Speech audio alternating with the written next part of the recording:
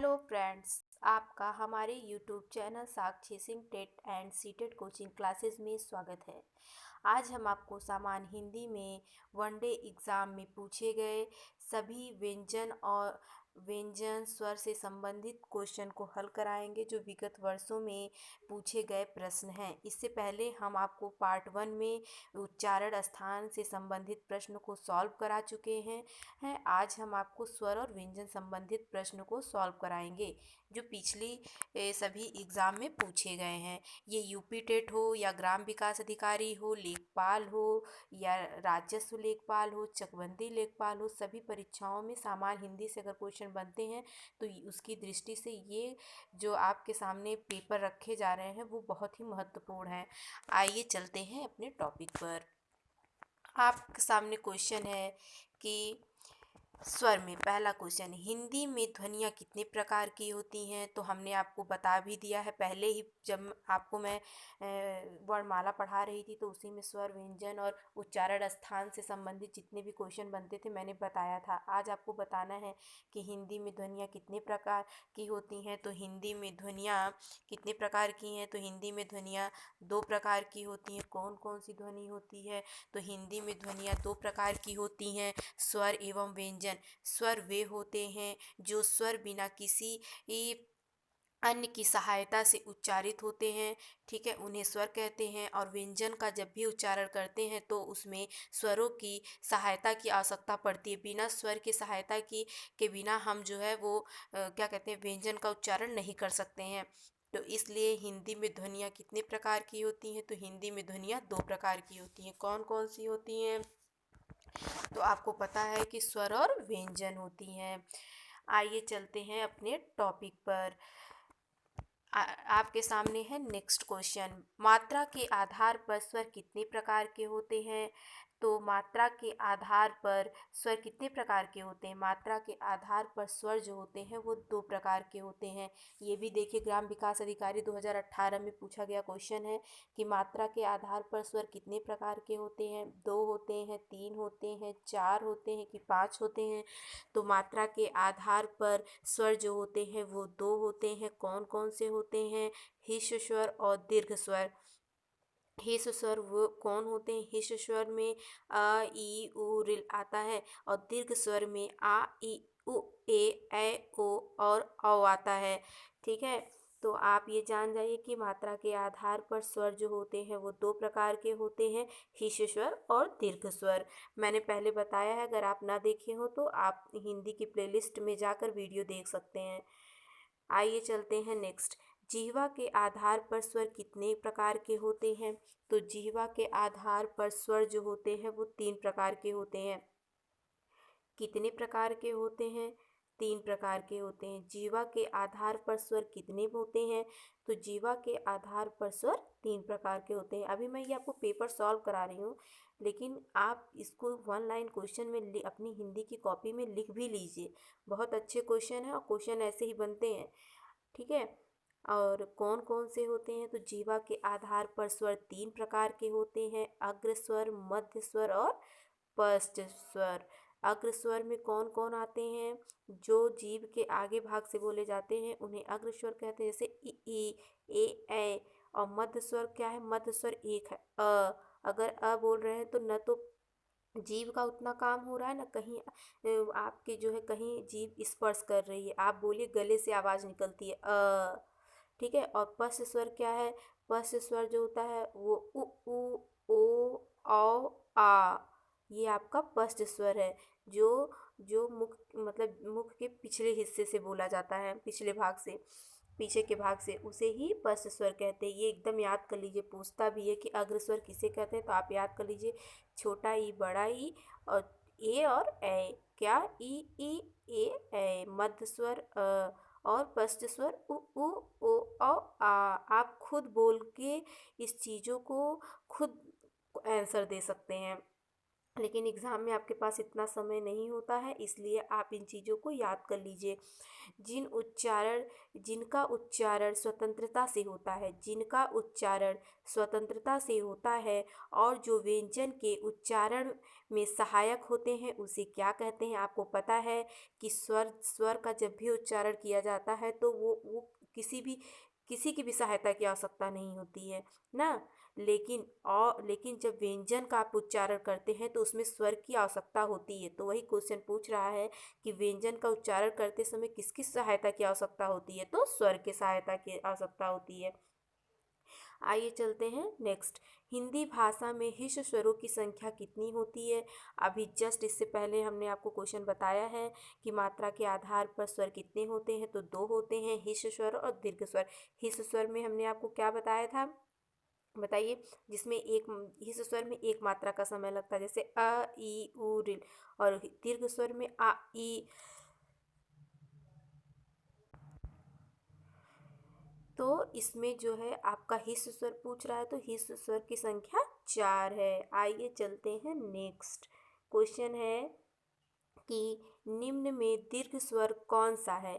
तो इसमें दीर्घ स्वर कौन सा है आप बता दीजिए, जिसमें एक मात्रा का समय लगता है। तो आप बता ही दीजिए कैसे।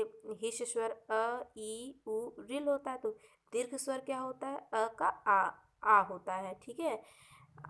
चलिए इसका हम आपको थोड़ा एक्सप्लेनेशन भी दे देते हैं कि हिंदी में स्वर वर्णों की संख्या जो होती है वो 11 होती है।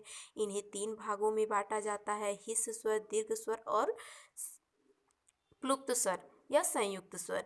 हिस्स स्वर के अंतर्गत अ ई उ ऋ आते हैं, दीर्घ के अंतर्गत आ ई उ आते हैं तथा संयुक्त स्वर के अंतर्गत ए ऐ ओ एवं औ आते हैं, ठीक है।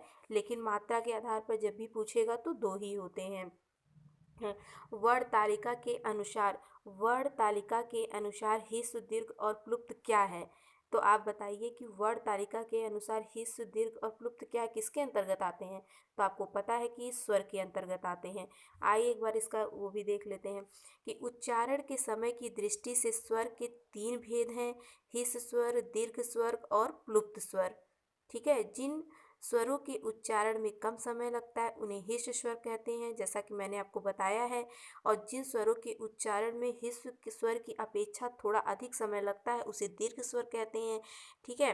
और जिन स्वरों के उच्चारण में हिस्स स्वर और दीर्घ स्वर से भी अधिक समय लगता है, मतलब दोनों की तुलना में अधिक समय लगता है, तो उन्हें प्लुप्त स्वर कहते हैं, जैसे ओम, ठीक है। आइए चलते हैं नेक्स्ट। निम्न में दीर्घ स्वर है, बताइए इसमें दीर्घ स्वर कौन है? ई है कि इ है कि ए ऐ? तो आपको पता ही है कि दीर्घ स्वर में जो है वो हिस्स स्वर से ज़्यादा समय लगता है, तो ई हो गया। तो आपका यहाँ पे बी ऑप्शन सही है। फिर आपका आता है निम्नलिखित में से कौन सा मूल दीर्घ स्वर नहीं है, ठीक है। इसमें पूछ रहा है कि कौन सा इसमें मूल दीर्घ स्वर नहीं है। आ तो है मूल दीर्घ स्वर, ई भी है, उ भी है, लेकिन ओ जो है वो नहीं है। ओ जो है वो संयुक्त स्वर के अंतर्गत आता है। भले आप बता देते हैं कि हाँ ये दीर्घ स्वर, लेकिन मूल दीर्घ स्वर की बात कर रहा है, तो ये मूल दीर्घ स्वर नहीं है। आइए इसका एक्सप्लेनेशन पढ़ लेते हैं कि स्वर उन वर्णों को कहा जाता है जिनका उच्चारण बिना किसी अवरोध से होता है, ठीक है। जिसमें अ ई उ ऋ ये दीर्घ स्वर में आते हैं तथा आ ई उ दीर्घ स्वर में आते हैं, और ए ऐ ओ और संयुक्त स्वर के अंतर्गत आते हैं। दीर्घ स्वर तो हैं, लेकिन जो मूल दीर्घ स्वर होते हैं वो आ ई और उ ही हैं, ठीक है। आइए चलते हैं नेक्स्ट। अर्धविवृत स्वर क्या है? आप तुरंत बता सकते हैं कि अर्धविवृत स्वर क्या है। ए जिसमें मुख जो होता है वो आधा खुला होता है उसी को अर्धविवृत कहते हैं। तो अर्धविवृत के अंतर्गत क्या आता है? ए आता है। मैंने आपको इससे पहले वीडियो में बताया है, अगर आप ना पढ़े हो तो जाके पढ़ सकते हैं। ए अर्धविवृत स्वर है जिन स्वरों के उच्चारण में जिह्वा अर्ध संवृत से कम उठती है उसी को अर्धविवृत कहते हैं, जैसे ए और औ। मैंने आपको बताया कि अर्धविवृत मतलब होता है कि आधा मुख खुलना, तो वही चीज़ें यहाँ पे बताया गया है। तो इसमें जो है अर्धविवृत के अंतर्गत दो आते हैं, ए और औ। उसके बाद आइए चलते हैं नेक्स्ट। भाषा विज्ञान की दृष्टि से उ किस प्रकार का स्वर है? आप बताइए किस प्रकार का स्वर है? पश्च विवृत है कि अग्र विवृत है कि अग्र विवृत है कि पश्च संवृत है? देखिए फिर से को ऑप्शन सुनिए। पश्च विवृत है कि अग्र संवृत है कि अग्र विवृत है कि पश्च संवृत है? बताइए। भाषा विज्ञान की दृष्टि से उ जो है वो पश्च संवृत है। आइए इसका एक्सप्लेनेशन पढ़ लेते हैं। भाषा विज्ञान की दृष्टि से उ के उच्चारण में जीभ का पश्च भाग काम करता है। जब आप बोलते उ तो वो पीछे का भाग काम करता है, अतः यह पश्च स्वर है। हमने इस अभी ये पहले क्वेश्चन में आपको इसको भी एक्सप्लेन भी किया था। तो आइए चलते हैं। उ के उच्चारण में ओष्ठ वृत्तमुखी या गोलाकार तथा जीभ ऊपर उठने के कारण ही संवृत स्वर में गिना जाता है। ठीक है, आइए चलते हैं नेक्स्ट। हिंदी वर्णमाला में अ और अह क्या है? आपको पता है कि जब किसी स्वर के ऊपर अगर किसी स्वर या व्यंजन के ऊपर अगर एक बिंदी लगी होती है तो उसे अनुस्वार कहा जाता है, और डबल बिंदी होती है तो अगर एक बिंदी लगी है तो उसे अनुनासिक और दो बिंदी लगी है तो उसे अनुस्वार कहा जाता है। तो आप जान रहे हैं कि ये दोनों किसके अंतर्गत आते हैं? तो अयोगवाह के अंतर्गत आते हैं। तो आपका यहाँ ऑप्शन क्या सही होगा? अयोगवाह। हिंदी वर्णमाला में और अयोगवाह है जो संयुक्त व्यंजन है, जैसे छत्र ज्ञ श। ठीक है, आइए चलते हैं नेक्स्ट। ऐसी कौन सी दो मात्राएं हैं जिनका प्रयोग तो किया जाता है किंतु उनका समावेश स्वर में नहीं किया जा सकता? आप बिल्कुल बता सकते हैं। दो मात्राएं तो हैं लेकिन इनका प्रयोग जो होता है वो स्वर के समावेश में नहीं किया जा सकता। आ ई आते हैं स्वर में, रिल उ भी आते हैं। ठीक है, देख रहे हैं ना? देखिए अ और ए भी आते हैं, मतलब समझ रहे हैं? ए और ए भी आते हैं, बट अयोगवा जो होते हैं वो स्वर में नहीं आते। जैसे अह और ये अयोगवा है। ये न तो स्वर है ना ही व्यंजन है, किंतु ये स्वरों के सहारे चलते हैं। आइए चलते हैं नेक्स्ट। हिंदी जिसकी ध्वनि केवल मुख से निकलती है वे कहलाते हैं? बताइए। वृत्ताकार स्वर कहलाते हैं, समवृत स्वर कहलाते हैं, अनुनासिक स्वर कहलाते हैं और निरनासिक स्वर कहलाते हैं। इसका उत्तर तो दे दिया गया, बट आप अपने मन से बताइए।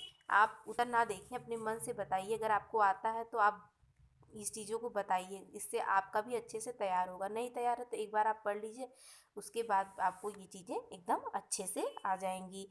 चलिए, जिनकी ध्वनि केवल मुख से निकलती है वो किसके अंतर्गत आते हैं?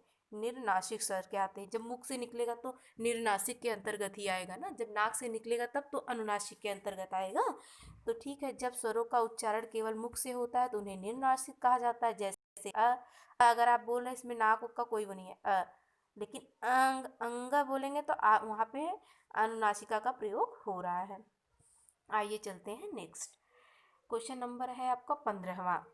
जब एक ही ध्वनि का द्वित्व हो जाए तब वह क्या कहलाता है? बताइए क्या कहलाता है? संयुक्त ध्वनियाँ कहलाता है, युग्मक ध्वनियाँ, संयुक्त ध्वनियाँ और पारस्परिक ध्वनियाँ। बताइए चारों ऑप्शन क्या सही है? तो युग्मक ध्वनियाँ कहलाता है। जब एक ही ध्वनि का द्वित्व हो जाए तब वह क्या कहलाता है? युग्मक ध्वनियाँ कहलाता है। आइए देखिए इसका एक्सप्लेनेशन क्या है। जब एक ही ध्वनि का द्वित्व हो जाए तो उन्हें युग्म ध्वनियाँ कहा जाता है। किस स्वर के उच्चारण में दीर्घ स्वर से अधिक समय लगता है? बताइए।